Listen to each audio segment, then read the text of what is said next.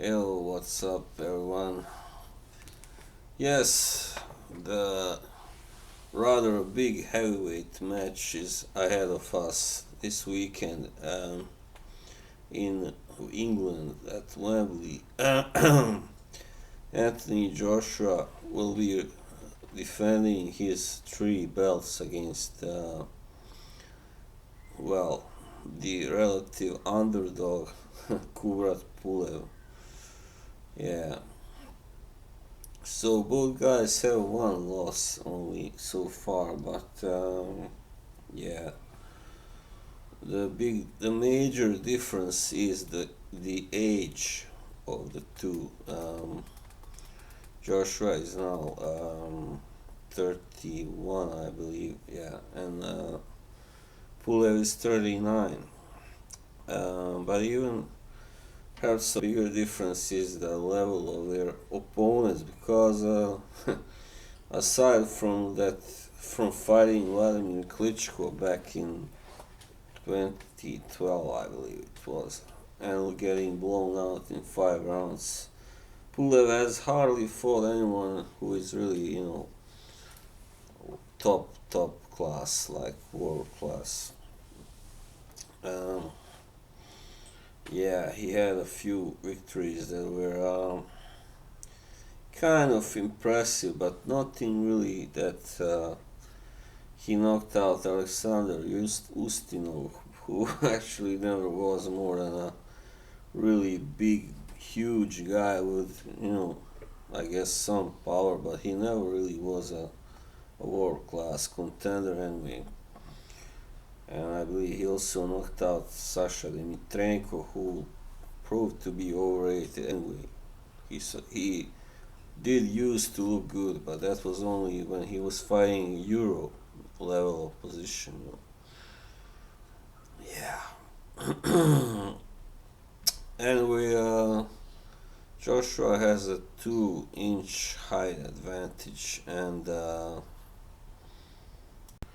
he has a 2.5-inch reach advantage. Joshua also, and yeah, or actually 1.5 height height advantage. Yeah, that's right. If we look at Pulev's record, I guess his best victory in recent years was when he decisioned Huey Fury at home in 2018. But I saw that fight. It was kind of slow fight. Fury had him hurt in round 7, but then he was unable to follow up. Had he been able to follow it up, I believe he would have stopped Pulev actually. He also beat Derek Chisora in 2016, which was a rather questionable split decision. And of course, sorry, it was in 2014 when he lost to Klitschko. But he had some, good moments there. He managed to rock Klitschko a couple of times.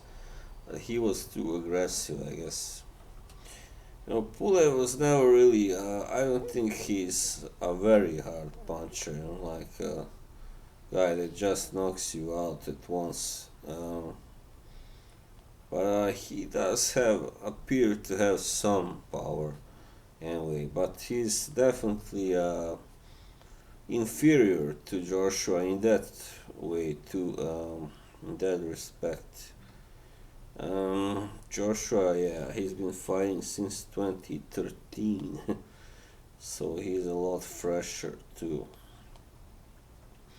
So Joshua is actually holding 4 titles, but one of them is not so, at least to me, important. The IBO title, WBA, IBF, and WBO.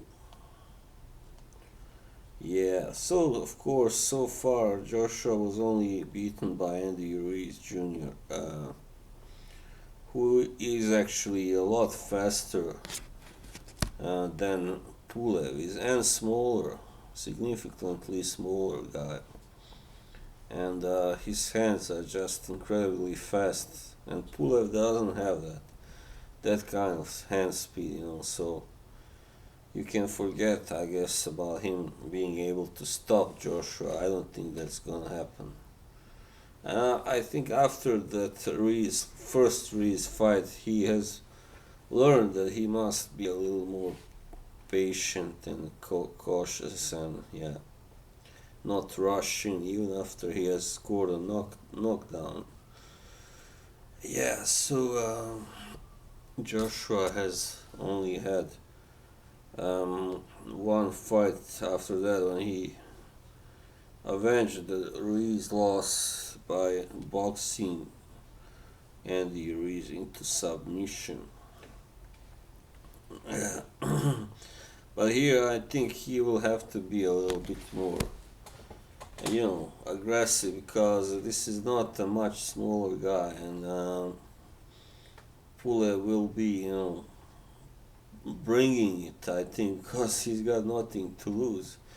He knows in order to win, he's got to impress the judges, and the way to impress them was simply to be as aggressive as possible and land as many clean shots as possible.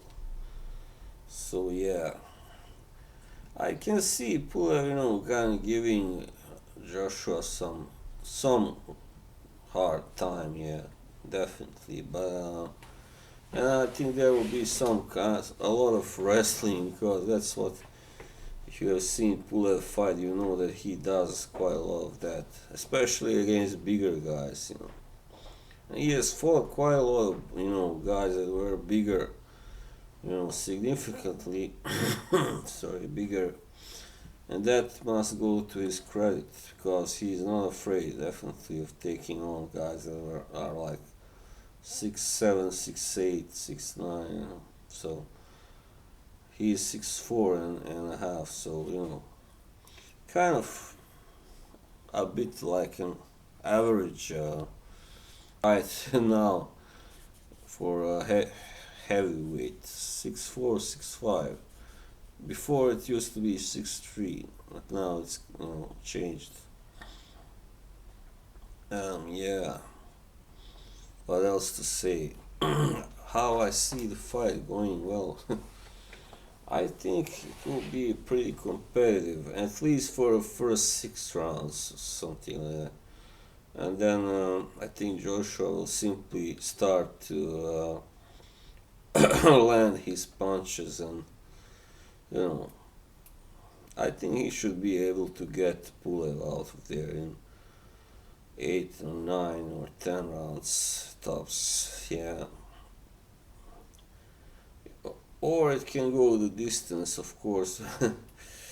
But I think at this point Joshua needs to kind of really impress after the last 2 fights. He didn't really win by in an impressive manner the last time. So yeah, and this is a guy who is so old now. I mean, that winning on points, especially winning by a close decision, would really kind of damage Joshua's ranking and rating and all that, and reputation. So yeah, yeah, I think Joshua can take a good punch. I mean, he has proven that against Vladimir Klitschko himself. And against Ruiz, he took quite many, shots, like barrages, until, and he wasn't really knocked out. He just quit, he wasn't able to take anymore. Simply, he wasn't willing to. So yeah, he got quite a lot of criticism for that also. So now he will be out to prove himself, I think. So I think Joshua will stop Pulev. I think, as I said, between the 8th and the 11th round, definitely, most likely. Alright, thanks for watching. Bye bye.